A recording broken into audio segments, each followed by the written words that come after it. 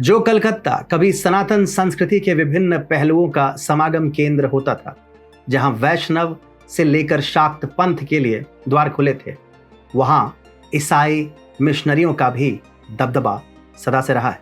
नमस्कार, मैं हूं अतुल मिश्रा और आज हम चर्चा करेंगे बिन बुलाई श्वेत मसीहा मदर टेरेसा पर और यह समझेंगे कि कैसे एक अल्बानियाई मिशनरी ने भारत की विविध संस्कृति को आघात पहुंचाना अपना कर्तव्य समझा। सनातन ज्ञान के गहन इतिहास में हमें सदैव आत्मबोध के सिद्धांत और आत्मनिरीक्षण की शक्ति के बारे में सिखाया और पढ़ाया गया है। यहाँ प्रवेश होता है व्हाइट सेवियर का, अर्थात एक ऐसा व्यक्ति जो पाश्चात्य संस्कृति की महिमा के बारे में ज्ञान बांचते हुए अन्य लोगों को उनके पिछड़ी हुई संस्कृति से बचाने का दावा करता है। जिन सनातनियों ने अनंत काल से विविध दर्शनों का ज्ञान प्राप्त किया हो, उन्हें यह धारणा सतही और खोखली प्रतीत होगी ही। हमारे प्राचीन ग्रंथों के अनुसार संपूर्ण विश्व एक कुटुंब समान है, वसुधैव कुटुंबकम। अगर आपके मन में सहायता की भावना हो तो जिसकी सहायता आप कर रहे हैं उसकी संस्कृति पर आप हावी नहीं हो सकते।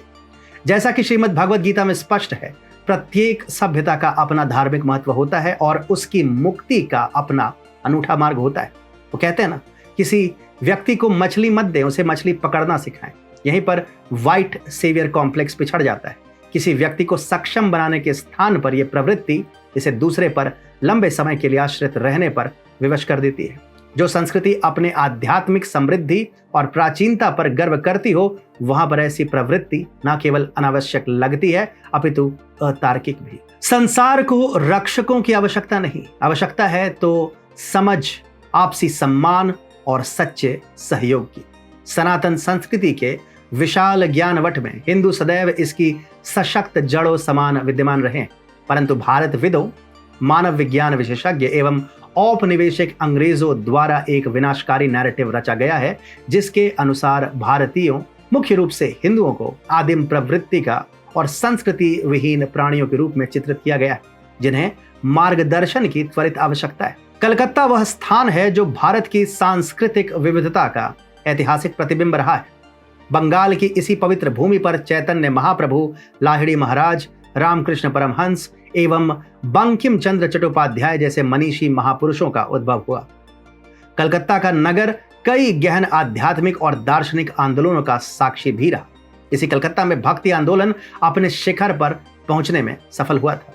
इसी शहर में विविध धार्मिक धाराओं का समागम हुआ, चाहे भगवान विष्णु के वैष्णव अनुयायी हों या फिर मां शक्ति के अनन्य उपासक शाक्त हों। सभी यहां सह अस्तित्व में रहे और फले फूले। उनके सामंजस्यपूर्ण सह अस्तित्व ने भक्ति लोकाचार के सार का उदाहरण दिया, जहां भक्ति के अतिरिक्त कुछ भी सर्वोच्च नहीं। अब जिसकी इतनी समृद्ध बौद्धिक और सांस्कृतिक विरासत हो, वहां कोई आक्रांता कैसे नहीं आकृष्ट होगा। बंगाल, विशेषकर कलकत्ता की इसी समृद्ध विरासत की और ब्रिटिश उपनिवेशवादी आकृष्ट हुए। ये भूमि केवल संसाधनों से ही नहीं अपितु सांस्कृतिक रूप से भी समृद्ध व्यक्तियों से सुसज्जित थी। साम्राज्यवादियों की भाषा अंग्रेजी को बोलने में यहाँ के निवासियों को अद्भुत दक्षता प्राप्त थी, जो इस क्षेत्र की बौद्धिक विरासत एवं अनुकूलन व्यवस्था का परिचायक था। इसी भाषाई सेतु का लाभ उठाते हुए कलकत्ता को ईसाई मिशनरियों ने अपना लॉन्च पैड बनाया। जितनी सरलता से वे स्थानीय समुदाय के साथ वार्तालाप कर सकते थे, उसी आधार पर उन्होंने कलकत्ता को अपने प्रचार प्रसार का केंद्र बनाया। इसके अतिरिक्त मिशनरियों ने कोलकाता के प्रतीकात्मक और रणनीतिक मूल्य को समझा। यह नगर केवल एक महानगर नहीं था अपितु भारत के बौद्धिक और आध्यात्मिक परिदृश्य का हृदय स्वरूप था। ऐसे में कोलकाता को अधीन करना अर्थात भारतीय संस्कृति के आधार स्तंभ को अपने अधीन करने समान था। बात केवल संख्या की नहीं थी, बात थी प्रभाव की। अगर कलकत्ता अपने समृद्ध आध्यात्मिक इतिहास के साथ ईसाई मिशन के अधीन कर लिया जाता तो इसकी गूंज समूचे भारतीय उपमहाद्वीप में होती। इसी बीच स्कोपिये मैसेडोनिया में 26 अगस्त 1910 को एंजेजे गोंगसे बोजाक्शिउ का जन्म हुआ, जिन्हें बाद में टेरेसा के नाम से जाना गया। एक अल्बानियाई परिवार में पली बढ़ी इस कैथोलिक किशोरी की प्रारंभ से ही मिशनरी कार्यों में रुचि अधिक थी। 12 साल की आयु तक इनमें मिशनरी कार्यों में सम्मिलित होने की भावना उत्पन्न हुई एवं 18 वर्ष की आयु में इन्होंने आयरलैंड के राथफर्नहैम में सिस्टर्स ऑफ लोरेटो की ओर प्रस्थान किया। यहाँ इसने अंग्रेजी सीखी, जो भारत में प्रस्तावित मिशन के लिए आवश्यक थी। टेरेसा नाम अपनाकर 1929 तक वह कोलकाता, जो तब कलकत्ता के नाम से जाना जाता था, वहां आ गई, जहां एंटली में उन्होंने लोरेटो कॉन्वेंट स्कूल में एक शिक्षिका के रूप में प्रारंभ किया। टेरेसा कलकत्ता के समाज के साथ घुलने मिलने लगी थी और धीरे धीरे वे कुछ ऐसा करने लगी जिसका वर्णन इनके समर्थकों ने नगर में गंभीर मानवीय पीड़ा को संबोधित करने के लिए एक गहरी प्रेरणा के रूप में चित्रित किया। 1950 में इन्होंने मिशनरीज ऑफ चैरिटी की स्थापना की, जिसके अंतर्गत इन्होंने और इनके सहयोगी मिशनरियों ने विभिन्न प्रयास प्रारंभ किए, जिसमें कैथोलिक धर्मांतरण सर्वोपरि था। इन्होंने गंभीर रूप से रुग्ण लोगों के लिए आश्रम, विकलांगों के लिए केंद्र, अनाथालय और स्कूलों की स्थापना की, परंतु संगठन के तरीकों एवं गुणवत्ता पर इनके ध्यान को देखते हुए नारकीय शब्द भी तनिक विनम्र ही लगेगा। इनकी धर्मशालाएं तो एक अलग ही चित्र प्रस्तुत करती है, और वह निसंदेह मनोरम नहीं। एक ही कक्ष में कोढ़ के रोगियों से लेकर भांति भांति के रोगी खाटों पर पड़े होते थे। पेचिश की रोगियों की समस्याएं यानी भूमि पर पड़ा मल मूत्र समस्त वातावरण को अझेल एवं असहनीय बनाने के लिए पर्याप्त था। पीड़ा से भरी चीखें एवं निरंतर खांसी का रुदन संपूर्ण वातावरण को दमघोंटू एवं असाध्य बना देता। जिसे रोग नहीं होता वो भी इस दृश्य को देखकर असहज हो जाता। कई वृत्तांत स्पष्ट रूप से बताते हैं कि जो यहाँ पीड़ा से मुक्ति की आस में आते थे, उन्हें सबसे अधिक पीड़ादायक मृत्यु से गुजरना पड़ता था। उपचार की तो बात छोड़िए, विभिन्न मुद्दों पर टेरेसा के विचार और इनके फंड्स की उत्पत्ति आज भी रहस्य में डूबी है। आज भी मिशनरीज ऑफ चैरिटी, इसका संचालन एवं प्रभाव चर्चा के केंद्र में है, परंतु ये सभी की सभी बातें नकारात्मक ही हैं। अब आते हैं सबसे महत्वपूर्ण प्रश्न पर।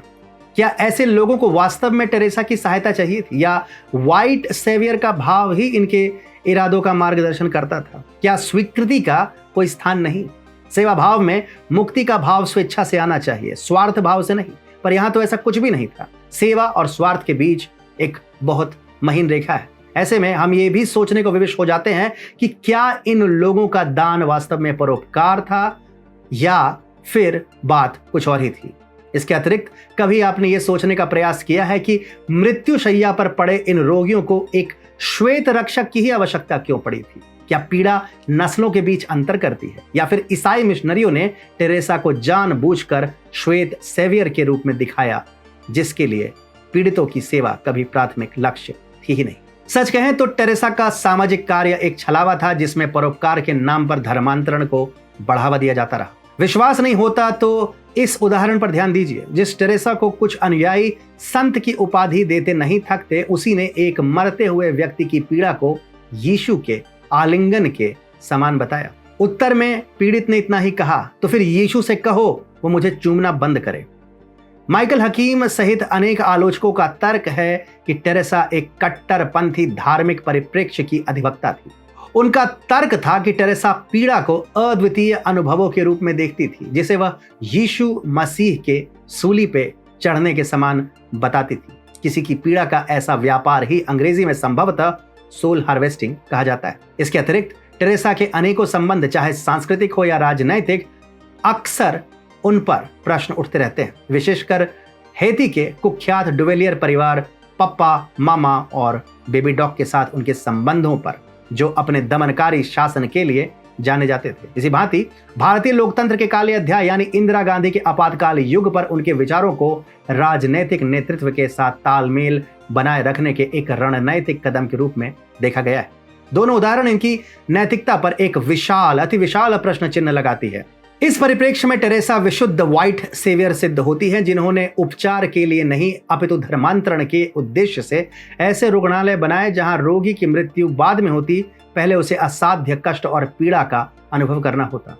इनके प्रतिष्ठान अस्पताल कम प्रचार केंद्र अधिक थे। इनके वास्तविक इरादों को समझने हेतु एक तीक्ष्ण दृष्टिकोण की आवश्यकता है, जो अक्सर तालियों की गड़गड़ाहट और प्रशंसा की झड़ी में कहीं छुप सी जाती है।